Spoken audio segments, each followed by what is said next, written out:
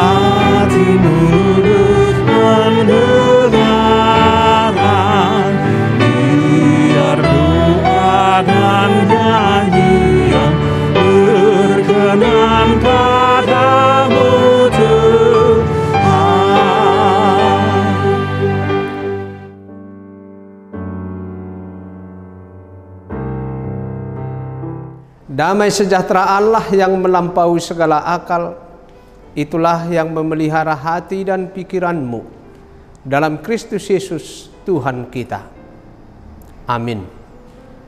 Firman Tuhan yang diberitakan sebagai kabar baik bagi kita pada hari ini diambil dari kitab 2 Timotius 2 ayat 19.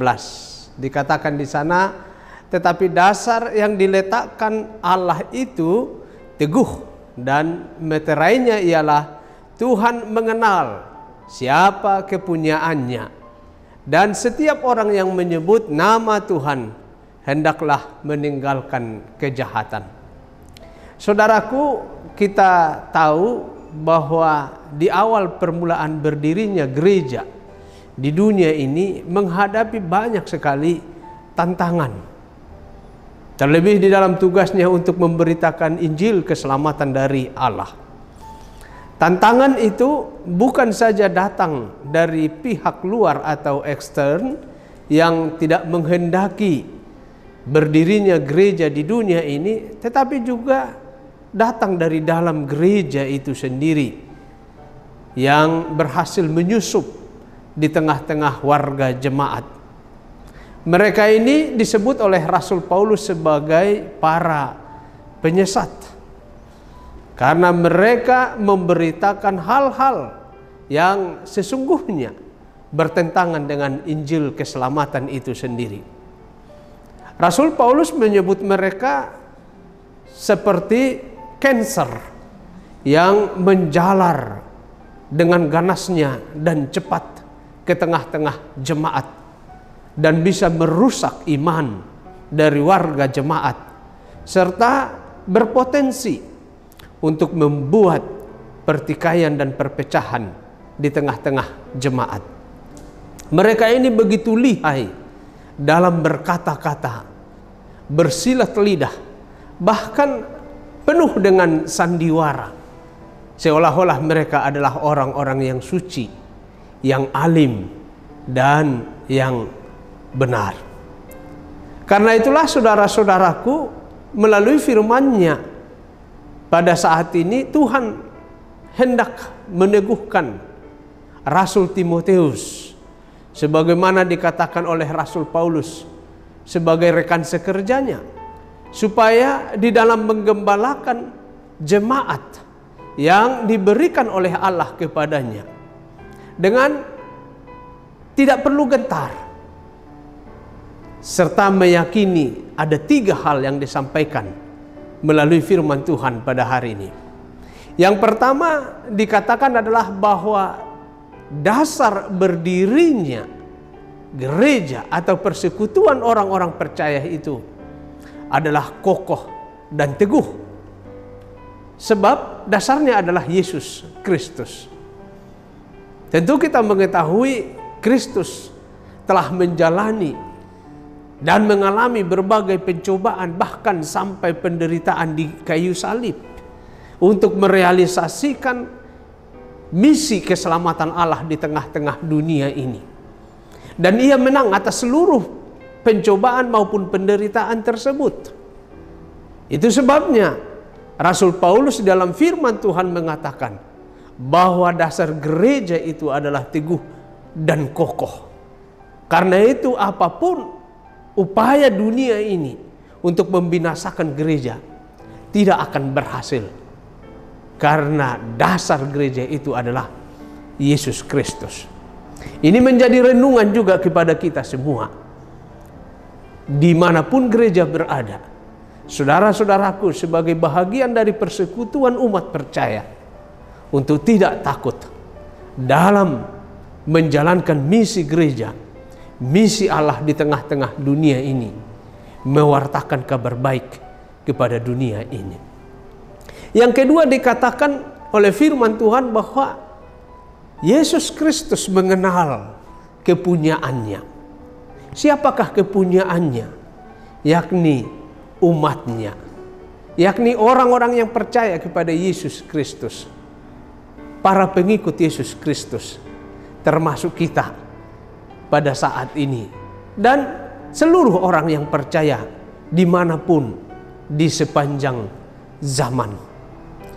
Dalam Injil Yohanes 10 ayat 14, Yesus mengatakan, "Aku adalah gembala yang baik. Gembala yang baik mengenal domba-dombanya." Siapapun domba Yesus Kristus di tengah-tengah gereja dikenal oleh Yesus Kristus. Kita pun dikenal oleh Yesus Kristus.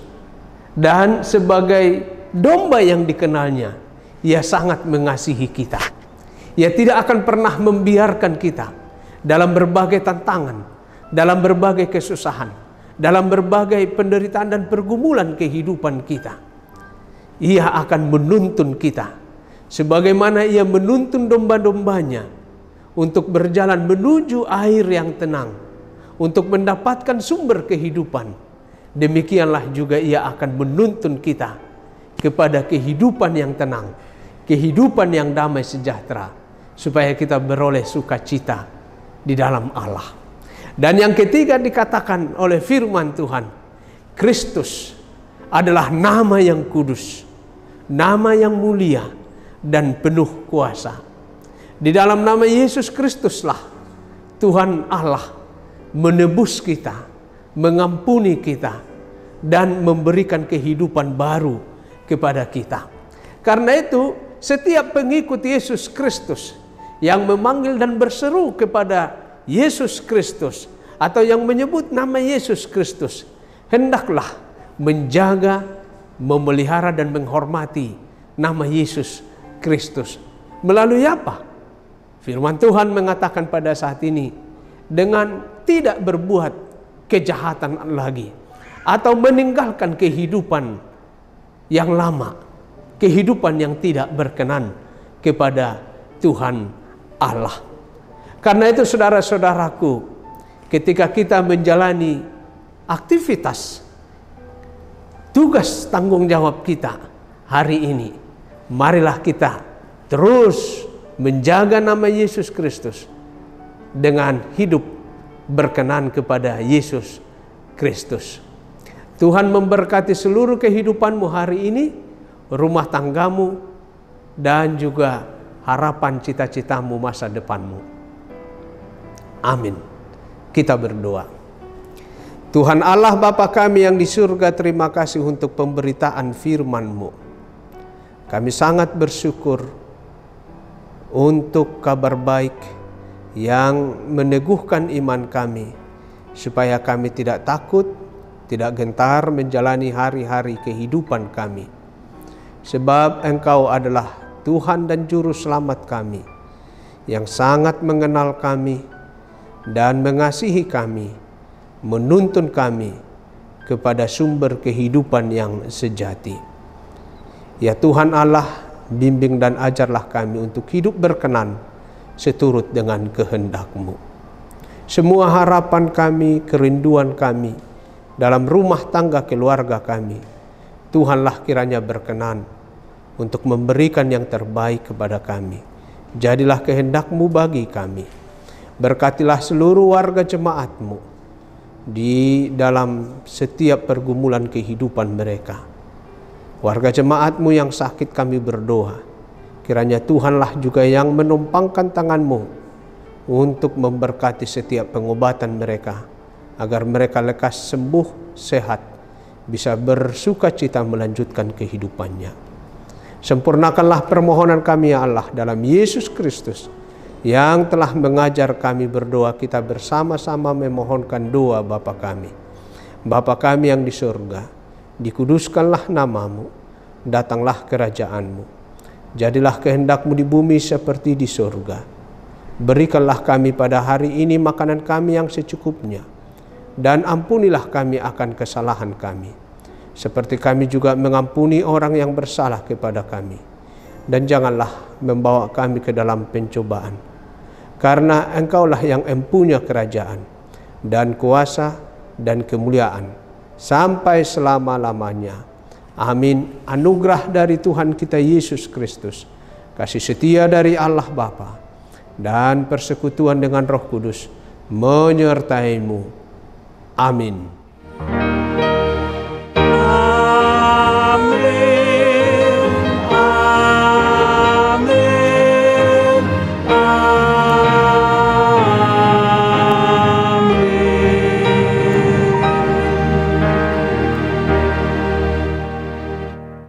Salam sehat bagi kita, selamat beraktivitas. Horas.